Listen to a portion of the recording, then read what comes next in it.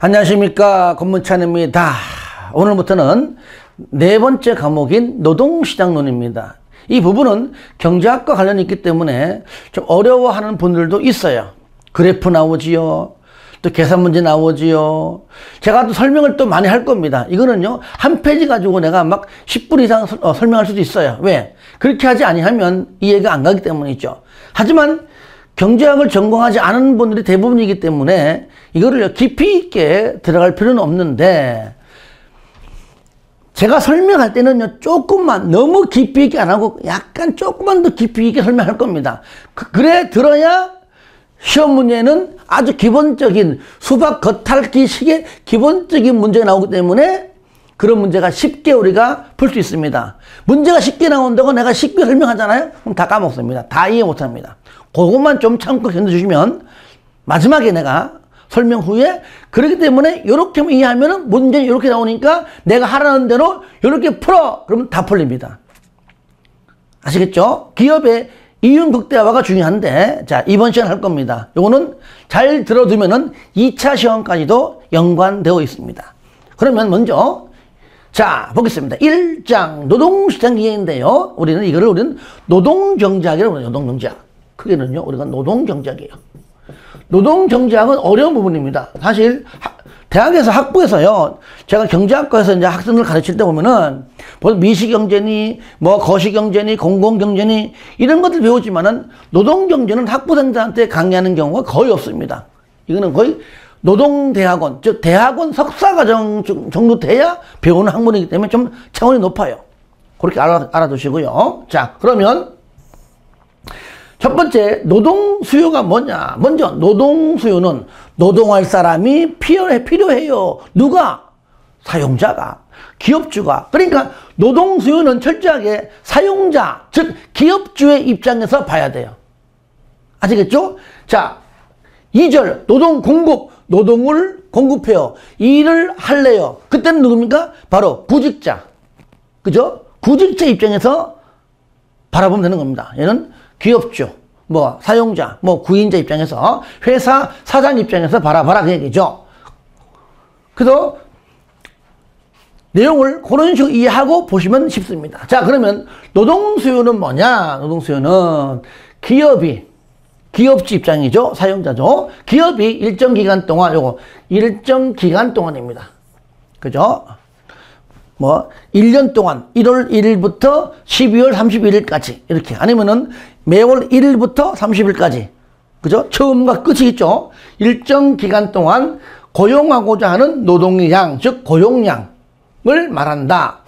여기서 말하는 노동 수요는 뭐라고요? 유량이다, 유량. 그러니까 무슨 말이냐? 일정 기간 동안이다. 우리가요, 취업률 구할 때 언제부터 언제까지, 작년도 1년 동안 1월 1일부터 12월 31일까지의 기간 동안에 취업률이 얼마냐, 그 기간 동안에 실업률이 얼마냐, 이래 묻는 것이지, 지금 이 순간 취업률이 얼마야, 지금 이 순간 실업률이 얼마야, 이렇게 물어보진 않죠. 그러니까 일정 기간 동안 임하는 곳, 흐를 유자, 유일한 개념입니다. 이게 뭐냐? 수도꼭지를 틀어놔 보세요. 물이 흐르죠. 흐를 때 지금부터, 자, 1분 동안, 즉 60초 동안 틀을 테니까 60초 동안에 물의 양이 얼마인가 확인해 보자. 그러면 1초에서 60초까지 요 기간 동안, 그죠? 기간 동안 네, 물의 양이 얼마다 알 수 있죠. 2분 동안 얼마다 알 수 있죠. 처음과 끝, 그 기간 동안, 그런 말이에요. 지금 이 순간 물의 양이 얼마야가 아니란 얘기예요. 그래서 일정 시점, 이런 말이 아니에요. 아시겠죠? 그러니까 스탁이 바로 일정 시점, 그런 말이거든요. 그러니까 일정 시점 X 스탁 개념이 아니라 일정 기간이고, 즉 흐를 유자, 플로우의 개념이다. 이렇게 좀 알아두시기 바랍니다. 그리고 2번, 노동수요는 기업의 이윤 극대화를 위한 의사결정 과정을 통하여 그 양이 결정된다. 직원이 많다고 해가지고 다 돈 버는 거 아니잖아요. 김밥집 가보세요. 10평 남짓 되는 김밥 가게 가보면요, 직원이 보통 3명, 4명입니다. 장사가 너무 잘 돼. 김밥이 너무 많이 팔리고 항상 북적북적해. 장사 잘 된다고 직원을 8명, 10명 뽑습니까? 그럼 나가는 비용이 있는데 장사 잘 된다고 많이 뽑는 게 좋은 것이 아니에요. 그 규모에 맞는 인원수가 중요하죠. 요 인원일 때 나가는 비용하고 내가 들어온 수입이 가장 최고야. 그게 뭐예요? 기업의 이윤 극대화라, 극대화. 많이 뽑는다고 좋은 거 아닙니다. 많이 뽑으면 뽑을수록 나가는 비용도 증가하기 때문이죠. 그래서 나오잖아요. 노동의 수요자가 누구냐? 바로 기업이다. 즉 사용자, 기업이다. 노동수요. 기업의 입장에서 바라보라는 얘기죠. 그러면 노동수의 특성은요. 잘 보세요. 먼저 그래프 뒤에 나오지만 노동수의 그래프는 이렇습니다. 여러분들 기업주예요. 직원의 임금이 올라가요. 직원을 뽑아야 하는데 임금이 올라가면은 어때요? 많이 뽑아요? 적게 뽑아요? 적게 뽑죠. 그만큼 노동 수요, 고용량은 감소합니다. 그런데 기존보다 떨어지면은 야, 더 뽑아. 증가합니다. 그러니까 그래프는 이렇습니다. 이쪽 임금, 웨이지. 이쪽은 이건 LD. 자, 레이버 디맨드. 그래서 디맨드인데 그냥 L만 쓰면 합니다. 그래프 나오는 거니까요. 바로 이러한 그래프예요. 그죠? 예. 임금이 있죠. 이 상태에서 임금이 올라가면 노동 수요, 즉 고용량은 감소하죠. 떨어지면 증가하죠. 그죠? 그러니까 노동 수요 그래프는 이런 식으로 하향하는 그래프가 나오는데, 자, 제가 앞으로 노동수요 그래프 그릴 때는 제가 원래 모양 이 모양이지만 제가 앞으로 이렇게 이런 식으로 이렇게 그릴 겁니다. 직선으로. 아시겠죠? 편하게 하기 위해서. 그 정도만 좀 알아두시고요. 자, 이 그래프 주실게요. 왜냐면 뒤에 가면 또 나옵니다. 지금 이해를 돕기 위해서 다시 한번 제가 이제 설명한 겁니다. 그러면 왜 여기 또 내가 또 뭘 써야 되거든요 또. 그러면 노동수요 특성이 있는데 무슨 말이냐? 노동은 우리 사람이 일을 하는 노동은 최종 소비의 대상이 되는 최종 재화가 아니죠. 내가 나의 노동으로 만드는 그 제품, 상품, 그것이 최종 재화죠. 그 최종 재화의 생산에 투입되는 생산 요소일 뿐이다. 물건을 만들어내는 생산 요소이다. 우리가 생산 요소는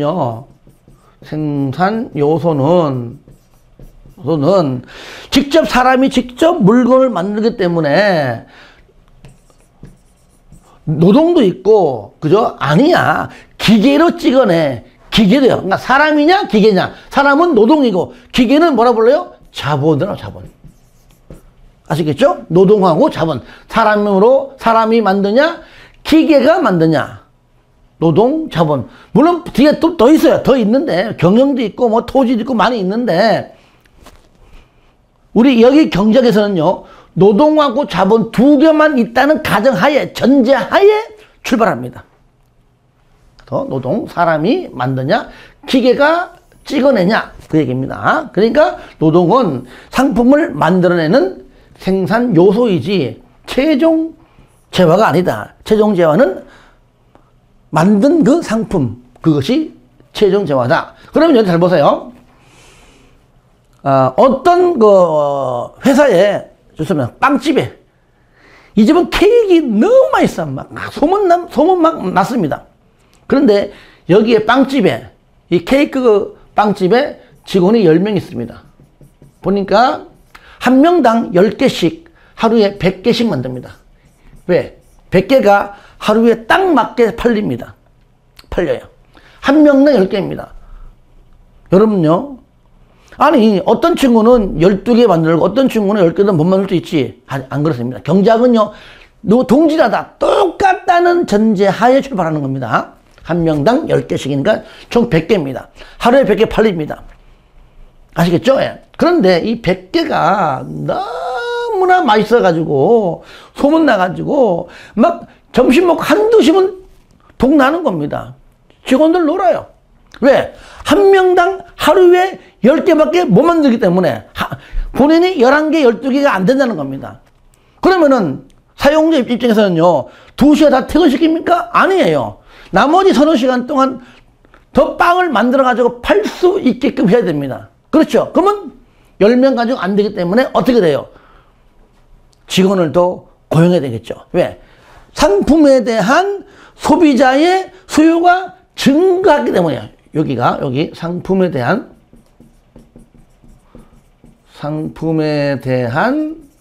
소비자의 수요가 증가했습니다. 증가했기 때문에 돈 나는 겁니다. 그러면 더 만들어 팔 수 있어야 되겠죠. 그죠? 그러면, 야, 안 되겠다. 이제 150개를 만들어야 되겠다. 그러면 100개 팔던 것이 빨리 팔리니까 50개 더 만들면은, 야, 이제 좀 맞춰지겠다라고 판단됩니다. 그러면 이것 때문에 이제 5명이 더 필요하죠? 총 15명으로 일을 해야 된다는 결론 나오죠. 결국 뭡니까? 5명을 더 우리가 고용을 해야 한다. 그 얘기예요. 그러니까 상품에 대한 소비자의 수요가 노동 수요의 증가로 나타나더라. 그 얘기예요. 또 있습니다. 상품에 대한 소비자의 수요가 노동 수요, 직원을 더 뽑을 수 있는 노동 수요의 증가로 파생되더라. 또 노동 수요의 증가로 유발되더라. 이 얘기예요. 그 말이고 이 말입니다. 2번 같은 경우 그 말이에요. 상품에 대한 소비자의 수요는 노동 수요를 파생시켰다. 그죠? 노동 수요가 증가하지만은 노동 수요의 증가를 파생시켰다. 파생 수요. 아시겠죠? 예. 그리고 또 있습니다. 3번. 유발시켰다. 유발 수요. 결합 수요. 이게 뭐냐면요. 사람으로, 만약 기계를 통해서 만들어내는 직장이라면은 사람만 뽑아가지고는 안 돼. 사람도 뽑고 그에 맞는 기계도 사야 되는 겁니다. 그래서 사람과 기계가 노동과 자본이 결합됐다. 그래서 결합수요입니다. 아시겠죠? 예. 5번은 노동수요는 기업과 사용자니까 됐고요. 그래서, 노동수요는 파생수요다. 노동수요의 증가를 파생시켰다. 유발시켰다. 결합시켰다.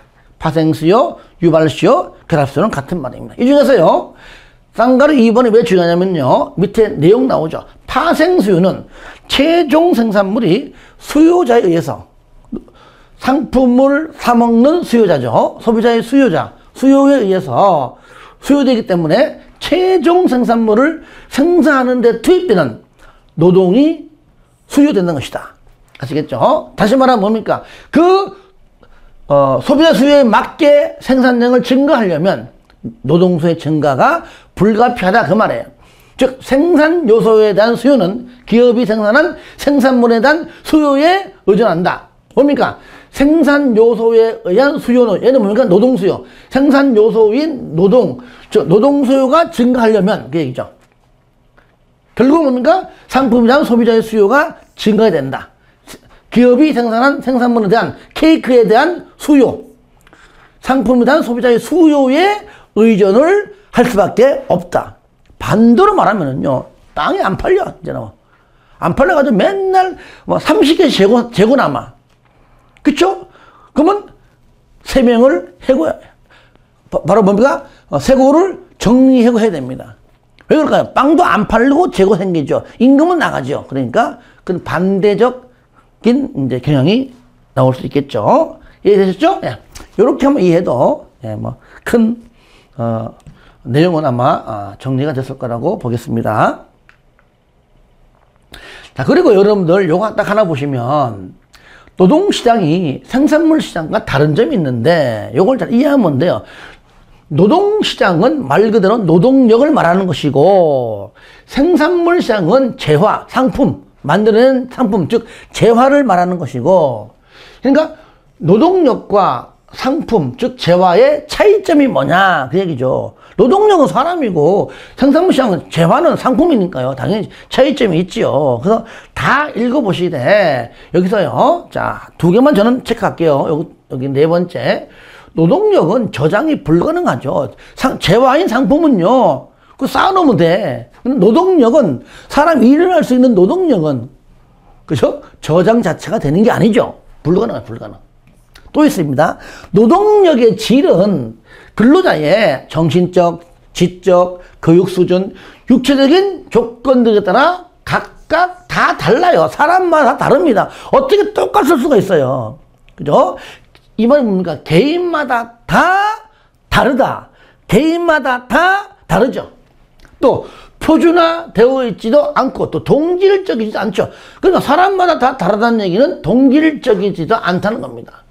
그래서 상품은 똑같은 상품을 찍어내면은 동질적이잖아요. 하지만 노동력은 개인마다 다 다르기 때문에 동질적이지 않다. 그래서 일반 상품과 달리 노동력 제공은 계속성의 성격을 가진다. 그래서 여기 동질적이지 않다는 거. 다 다르다는 거. 요겁니다. 같다. 동질적이다. 하면 틀립니다. 어떻게 노동력이 동질적일 수 있습니까? 말이 안 되는 것이지. 시험에 나옵니다. 동질적이다. 이렇게 나와요. 그런 것들 좀 체크하면 되겠습니다. 자, 세 번째. 노동 수요의 결정 요인입니다. 무슨 얘기입니까?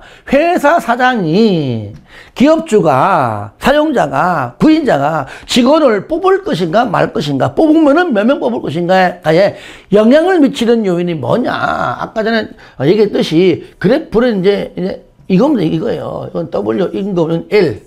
그래프가 있을 때는 D 안 쓰고 L만 딱 씁니다. 왜? 아니까. 그래프를 보고 아 여기가 노동 공급이나 노동 수요인지 아니까. 그러니까 우리가 아까 얘기했듯이 임금이 여기에서 올라가면 노동 수요는 감소하지요. 자, 떨어지면 증가하죠. 그러니까 이겁니다. 노동의 가격입니다. 읽지 않을게요. 노동의 가격. 그 다음에 우리가 생산 요소는요, 노동 플러스 자본이 자본. 자본은 기계입니다. 사람 대신에 기계예요. 처음에 직원 뽑을 때는요, 야, 나 혼자 해서는, 야, 이거 물량 못 맞추겠어. 야, 직원 한 명 뽑자. 뽑았습니다. 그러면 그 임금 주고 더 많이 벌 수 있죠. 근데 임금이 자꾸 직원의 임금이 올라가면은, 얘 월급 감당 못 하겠다. 야, 이참에 그냥 사람 뽑지 말고 기계사. 그러니까 기계라고 하는 노동 생산 요소가 노동을 말할 때는 단기적이고 자본까지 얘기할 때는 장기적입니다. 장기적으로 봤을 때 야, 월급 감당, 임금 감당 못한다. 이제 사람 뽑을 때 뽑지 말고 기계사. 그렇죠. 이해되죠? 그죠? 이럴 때 자본은 기계입니다. 자본을 노동 말고 다른 생산 요소 이렇게 부릅니다. 그래서 여기서 다른 생산 요소는 뭘 말해요? 얘는 바로 아까 말한 자본을 말해요. 자본을. 그러니까 자본의 가격. 즉 다른 생산 요소의 가격. 근데 사람 대신에 기계사. 근데 기계값이 너무 비싸면은 안 되겠다. 그냥 사람 뽑아. 그죠? 그러니까 다른 생산 요소 가격이 증가하면 그죠? 자본은 감소하고 오히려 노동 수요가 증가하죠. 기계가 싸야, 야, 기계 더 싸? 그러면 기계사. 노동 수요는 감소하죠. 그 얘기예요. 그래서 우리가 이제 아까 얘기했듯이 생산 요소는 노동 플러스 자본입니다. 노동은 노동력이에요. 자본은 기계예요. 얘가 바로 다른 생산 요소입니다. 생산 요소인데 사람 말고 다른 것. 그렇게 표현하는 겁니다. 그러니까 임금이 올라가면 노동수요는 감소하고 임금이 하락하면 증가한다. 다른 생산 요소인 기계값이 증가하면 노동수요는 감소하고 기계값이 하락하면 노동수요는 감소한다. 그렇죠? 기계값이 하락하면은. 왜? 기계가니까. 조금 전 반대로 얘기했나요? 자, 자본의 가격이 상승하면 기계가 너무 비싸면은 기계 안 사고 노동수는 증가하죠. 그렇죠? 증가하고 만약에 너무나 자본이 싸면은 기계사 하는 대신에 노동수는 감소한다. 그러니까 노동수의 증감이 나오죠. 그다음 요겁니다. 다른 요거 상품에 대한 소비자 수요는요. 저 앞에 설명했잖아요. 상품에 대한 소비자의 수요가 증가하면 노동수요가 증가하죠. 노동수요의 증가로 파생됐다, 유발됐다, 결합됐다. 증가하죠. 만약에 반대로 감소하면은 재고 생기니까 노동수요가 오히려 더 감소하겠죠. 노동의 생산성입니다. 임금이고요. 생산성은요, 이 얘기예요. 노동의 생산성, 즉 숙련공, 생산성 숙련공. 숙련공이 많을수록 노동수요는 감소합니다. 5명이 할 일을 3명이 하면 되거든요. 그러니까 노동의 생산성이 향상될수록 실력이 있을수록 그죠? 예. 숙련공화 될수록 그들에게 임금을 좀 더 줄지언정 더 뽑지 않습니다. 이때는 노동수요가 감소하고 반대되면 증가하겠죠. 생산기술입니다. 생산기술이 향상됩니다. 직접 빨리하다가 세탁기가 해줘요. 기계화가 되고 자동화가 됩니다. 그럼 사람이 할 일을 누가 합니까? 기계가 다 하잖아요. 그러니까 그때는 뭡니까? 단기적으로는 노동수요가 감소하죠. 근데 장기적으로는 또 기계가 또 찍어내는 양이 더 많기 때문에 그죠? 많기 때문에 장기적으로 봐서는 또 증가하는 경우도 있긴 있습니다. 하지만 단기적으로만 얘기하면 생산기술이 향상될수록 자동화될수록 현대화될수록 사람이 할 일을 기계가 하기 때문에 그만큼 노동수요는 감소한다. 제가 여기요 내용은 다 적어놨습니다. 제가 말로 간단히 한 겁니다. 읽고 이해하면 돼요. 근데 시험에는요 결정요인이죠. 5가지. 다음 중 노동수요의 결정요인이 아닌 것 또는 노동수요에 영향을 미치는 요인이 아닌 것. 그러면요 노동의 가격, 다른 생산자의 가격, 상품이나 소비자의 수요, 노동의 생산성, 생산기술 5가지 말고 답인데 그게 뭐냐? 2절에서 배우는 노동 공급의 결정 요인이 가면은 한 7가지 나옵니다. 그러니까 서로 비교해서 구분할 줄만 알면 돼요. 그러니까 아예 그냥 노동수요 5가지를 그냥 외우자고요. 그냥 생산요소는 노동 플러스 자본입니다. 노동, 임금. 그죠? 예. 노동의 가격, 임금. 두 번째, 자본의 가격, 즉, 다른 생산 요소의 가격. 그리고 아까 했던 상품에 대한 소비자, 이들이 노동을 통해서, 자본을 통해 찍어낸 상품에 대한 소비자의 수요. 이렇게 외우자고요. 그 다음에 2가지, 노동의 생산성, 생산기술. 이렇게 5가지. 그렇게 말해도 뭐 충분히 여러분들이 정리가 될 거라고 보겠습니다. 그리고 여기 보시면은요, 여기 나오죠. 노동의 수요 곡선 요겁니다. 아시겠죠? 아까 내가 그리면서 얘기했었죠. 그죠? 이쪽이 이제 웨이지 임금, 이쪽이 L. 원래는 LD인데 그냥 L만 쓰는 겁니다. 왜? 그래프를 보면은 노동 수요 그래프임을 알기 때문에 그냥 L만 딱 쓰고 있다. 그 다음에 여기서요, 노동 수요량의 변화가 있고요. 노동 수요, 양자 들어가면 양의 변화가 있고요. 노동 수요의 변화가 있습니다. 양자가 없죠. 그죠? 양자가 있고 없습니다. 이거 뭐냐면요, 노동 수요량의 변화는 여기 위에는 그래프, 노동 수요 그래프랑 똑같습니다. 얘는 우리가 조금 전에 노동 수요의 결정 요인 5가지 있어. 5가지. 1, 2, 3, 4, 5. 임금, 그죠? 자본의 가격, 그 다음에 상품에 대한 소비자의 수요, 노동의 생산성. 앞점 따면은 노동의 생산성, 그 다음에 얘는 뭐야? 생산기술. 요건데, 노동 수요량, 량자가 되는 양의 변화는 5개 중에서 얘만 해당돼요. 얘만 해당됩니다. 즉 뭡니까? 보세요. 얘는 보세요. 임금이 올라가면, 자, 임금이 올라가면, 여기 내려가는 거 있는데, 여기 올라가 버리면 감소하죠. 여기에서 내려가면은 증가하죠. 그죠? 그러니까 이 말이 무슨 얘기냐?